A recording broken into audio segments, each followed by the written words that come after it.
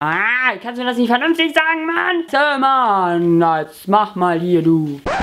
Moinsen! Ihr kennt garantiert die Werbung mit der Giraffe, wo sie an einem Regenbogen knabbert und von einem Hippie gemolken wird und einfach mal Skittles aus ihrem Euter kommen.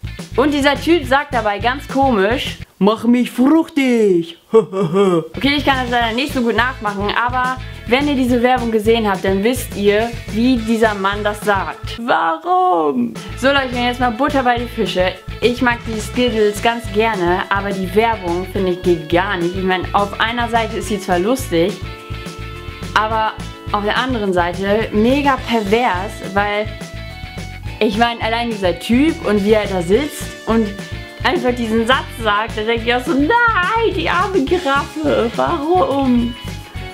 Konnten die da nicht jemand anderes hinsetzen?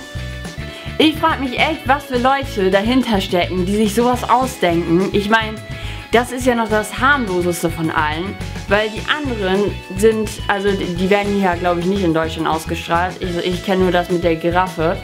Es gibt ja noch diese Hochzeitsnacht. Ihr könnt das ja mal eingeben auf YouTube. Irgendwie gebt einfach Skittles Werbung pervers ein, dann seht ihr schon. Erst fand ich die Werbung auch mega lustig, aber jetzt mittlerweile denke ich mir noch so, oh mein Gott, ey, wie konnte ich darüber lachen? Weil das ist irgendwie doch pervers, oder?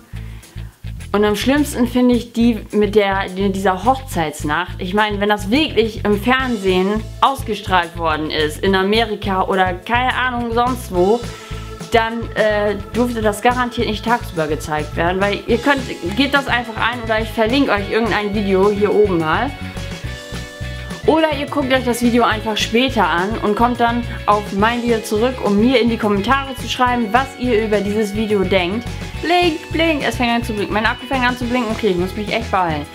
Also, ich finde, diese Werbung gehört eigentlich nicht tagsüber gezeigt, denn es gucken auch sehr viele Kinder Fernsehen. Auch wenn die das eigentlich nicht sollten, weil zu viel Fernsehen ist natürlich nicht gut. Das wissen wir alle. Ne? Und, ja, ich will auch jetzt gar nicht lang labern oder so. Das war meine Meinung zu den lieben Skittles und beziehungsweise zu der Skittles Werbung. Und ja, die Dinger, die schmecken natürlich ganz lecker. Keine Angst, ich kriege dafür kein Geld, dass ich die in die Kamera halte oder so. Dafür, ne, das reicht noch nicht, meine Abonnentenzahl, das geht noch nicht. Und ja, hier oben kommt ihr jetzt zum Video von letzter Woche und hier drunter kommt ihr wieder zu einem platten Samstag. Ich hoffe, euch hat mein Video gefallen. Schreibt mir gerne eure Meinung in die Kommentare. Und ich rede so schnell, weil meine Kamera jeden Moment ausgehen kann und ich sage Tschüss.